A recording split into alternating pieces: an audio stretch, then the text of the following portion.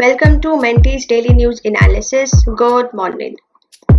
आज हम स्टार्ट करते हैं डेली न्यूज एनालिसिस अपने दो कोट के साथ, as I said yesterday. So these are from polity perspective that you can use in your answers. I understand democracy as something that gives the weak the same chance as the strong is a very good quote by Mahatma Gandhi.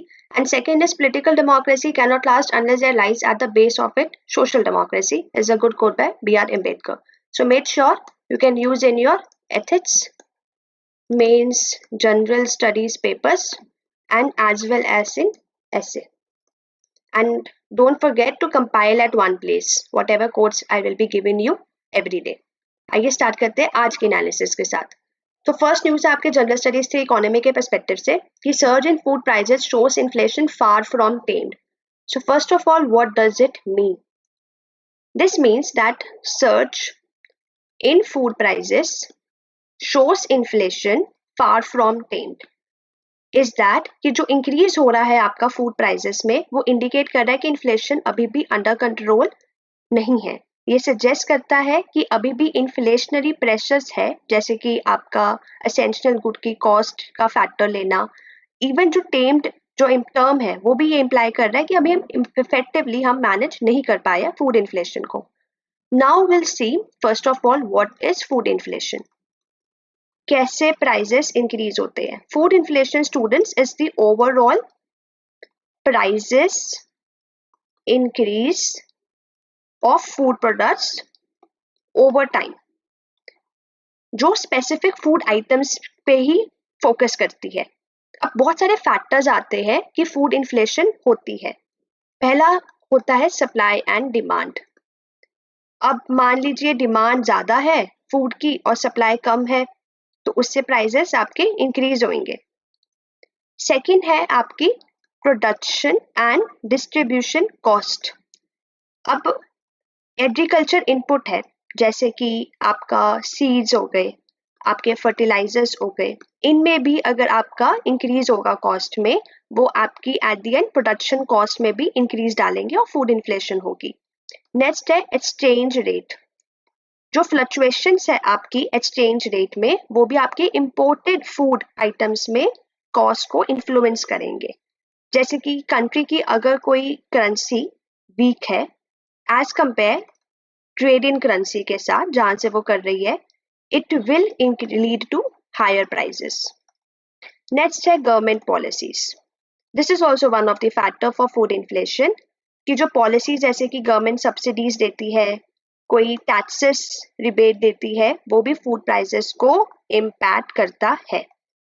तो ये कुछ factors है जो food inflation को influence करते हैं. अब हम देखते हैं जो इस पे I think the question can be asked mains के पर्सपेक्टिव से, कि discuss the causes and consequences of food inflation in India and suggest policy measures to mitigate its impact on the economy and ensure food security. You have to write it in 250 words. अगर आपको students इनके model answers भी चाहिए तो do let me know in the comment section. हम अपने Telegram channel mentee IAS पे इसको अपलोड कर देंगे. एंड इस पे प्रीलिम्स में ऑलरेडी 2020 में क्वेश्चन पूछा गया था. The weightage of food in consumer price index is higher than that in the wholesale price index is the first statement. Second, the WPI does not capture changes in the prices of services which CPI does. Third is Reserve Bank of India has now adopted WPI as a key measure of inflation and decide to change the key policy rate. But इससे पहले you should have a basic idea of what is wholesale price index. I'll write it down here. So wholesale price index is जब आपके prices of goods में average हमें change देखने को मिलता है होलसेल लेवल पर. और ये कौन निकालता है? Economic advisor office that comes under Ministry of Commerce and Industry.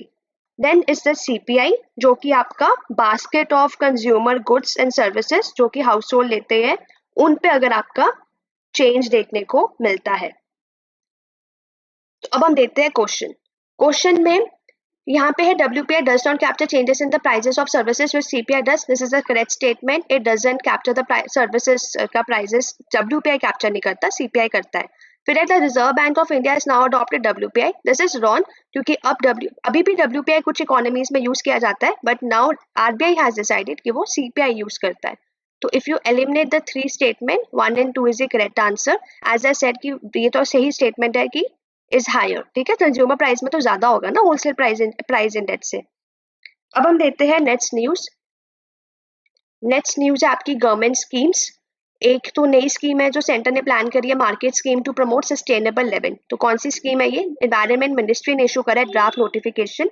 एक ग्रीन क्रेडिट स्कीम आ रही है जो इंसेंटिवाइज करेगी होस्ट ऑफ एक्टिविटीज जिसमें आपके afforestation programme, water conservation, waste management, air pollution को कैसे कम करना है by allowing individual and organisation to generate green credit. ये क्रेडिट जो है वो स्पेसिफाई किए जाएंगे to be like through a specific mechanism and ये मनी के लिए भी ट्रेड किए जा सकते हैं. अब ये देखना है कि ये क्या प्रोजेक्ट है. तो ये ग्रीन क्रेडिट जो प्रोग्राम है वो आपका नेशनल लेवल पे होगा, जो आपका लॉन्च होगा और वेरियस स्टेक होल्डर्स को भी इन्वॉल्व करेगा. तो this is important scheme which has been launch. फिर दूसरी स्कीम है bio fertiliser scheme get centre nod. तो ये वाला जो कैबिनेट आपका बजट में भी इस बारी मेंशन हुई थी ये वाली स्कीम. तो कैबिनेट कमेटी ने इकोनॉमिक अफेयर्स ने वेडनेसडे अप्रूव कर दिया इस स्कीम को. कौन सी है? जो पीएम प्रणाम. जो पीएम प्रणाम आपकी किसके लिए है? Promotion of alternate nutrients for agriculture management. ये आपका क्यों यूज किया जा रहा है? To reduce the use of chemical fertilisers in India by incentivising the state. So ये चीज आपकी पीएम प्रणाम से है. तो these two schemes are very important as it is. कौन सी मिनिस्ट्री ने लॉन्च करी है, क्या ऑब्जेक्टिव आपको पता होना चाहिए. एंड स्कीम्स के लिए भी आपका वही जैसे प्लेसेस से न्यूज मैंने आपको बताया था दैट यू शुड नो. पहला तो कौन सी मिनिस्ट्री ने लॉन्च करी है. सेकेंड यू शुड नो उसका एम क्या है एंड उसका ऑब्जेक्टिव क्या है. क्योंकि इसमें से आता तो डायरेक्ट क्वेश्चन है कि स्कीम्स या तो मिनिस्ट्री पूछेंगे या पूछेंगे उसके ऑब्जेक्टिव या कोई वैल्यू चेंज कर देंगे. अगर मान लीजिए 2600 करोड़ का उनका आउटले है बजट का स्कीम के लिए तो वहां पे वो 260 करोड़ कर देंगे. तो ये चीजें भी एग्जामिनर करते हैं एग्जाम में. अब हम देखते हैं नेक्स्ट न्यूज. नेक्स्ट न्यूज है जनरल स्टडीज 2 पॉलिटी के पर्सपेक्टिव से कि Supreme Court collegium gets a makeover with 2 new जजेस ज्वाइनिंग. तो ये तो आपको पता ही है, ये पिछले साल बहुत ज्यादा न्यूज में भी था कि जो collegium system you should know कि इट इज अ वे जहां से हम सुप्रीम कोर्ट और हाई कोर्ट के जजेस अपॉइंट और ट्रांसफर किए जाते हैं. ये वो सिस्टम होता है. और ये भी जानने की आपको बहुत ही इंपॉर्टेंट है कि जो कोलेजियम है वो कहीं पे भी हमारे कॉन्स्टिट्यूशन में मेंशन नहीं है. एंड इवन मैंने एक वीडियो भी बनाई है कौन कौन सी टर्म्स हमारे कॉन्स्टिट्यूशन में मेंशन नहीं है. तो make sure you check it that. Even now comes जजेस जो हायर जुडिशरी के वो अपॉइंट किए जाते हैं कोलेजियम सिस्टम के थ्रू. और जो गवर्नमेंट का रोल है वो सिर्फ आता है जब हमारे नाम डिसाइड कर लिया जाता है बाय कोलेजियम. अब पहले तो ये देख लो कॉन्स्टिट्यूशन प्रोविजंस वैसे जो जजेस को अपॉइंट करने के लिए कौन सी है. आर्टिकल 124 एंड 217 इंडियन कॉन्स्टिट्यूशन का डील करता है अपॉइंटमेंट ऑफ जजेस to the Supreme Court as well as the High Court. अब हम थोड़ा सा कोलेजियम सिस्टम के बारे में ये देख लेते हैं कि ये डेवलप कैसे हुआ. तो ये आपका आता है 3 जजेस केस से. 3 जजेस केस में जो आपका पहला केस था वो था आपका SP Gupta versus union of India का, जहां पे ये बोला था कि जो दोनों की इक्वल इंपॉर्टेंस होगी. किसकी? सीजीआई की भी एंड साथ ही में आपके जो आपका चीफ जस्टिस है. एक मिनट आई गेस यहाँ पे हो गया कि जो ओपिनियन है सीजीआई का एंड साथ में over the chief justice of the High court. तो ये आपका दोनों का सेम ओपिनियन होगा. सेकेंड है आपका जो दूसरा केस ये आया था, कोर्ट ने ओवररूल कर दिया था इस स्टेटमेंट को और ये बोला था कि जो सीजीआई है उसका ग्रेटेस्ट इंपॉर्टेंस होगा, मतलब ग्रेटेस्ट से होगी जब कोई भी नाम ट्रांसफर या अपॉइंट करना होगा. एंड थर्ड केसेस में ये आया कि प्रेसिडेंशियल रेफरेंस केसेस को बोलते थे. ये जो रिकमेंडेशन है सीजीआई की it will be made by the following consultation process और ये बाइंडिंग भी नहीं होगा गवर्नमेंट पे. तो ये इस तरह से कोलेजियम तो डेवलप हुआ था. कोलेजियम मेंशन नहीं है ये आपको पता होना चाहिए और कोलेजियम क्या है वो आपको मैं बता चुकी हूँ. और कॉन्स्टिट्यूशनल प्रोविजंस वैसे जो अपॉइंट करने के लिए कौन कौन से जजेस को वो ये दोनों है. नेक्स्ट न्यूज है जनरल स्टडीज 1 सोशल इशू से कि NOTTO warns against online promotion of organ trade. तो what is the NOTTO? NOTTO national level पे एक ऑर्गेनाइजेशन है जो डायरेक्टर है general of health services ministry of health family welfare के अंडर आती है. और जो ये नोटो, रोटो और सोटो ये रीजनल लेवल पे, नेशनल लेवल पे, स्टेट लेवल पे इशू ट्रांसप्लांट के साथ है. एंड इवन इसी का क्वेश्चन भी ऐसे ही आ सकता है कि ROTTO, NOTTO and SOTTO are often seen in news are terms related to what? So it is for organ transplantation. अब इसी के एक इनडायरेक्टली क्वेश्चन पूछा गया था 2022 में कि बी सेल्स का और टी सेल्स का ह्यूमन बॉडी में क्या रोल होता है. दे protect the environmental allergens body They alleviate the body's pain and inflammation. They act as immunosuppressants in the body. They protect the body from disease by the pathogen. It's a very basic question.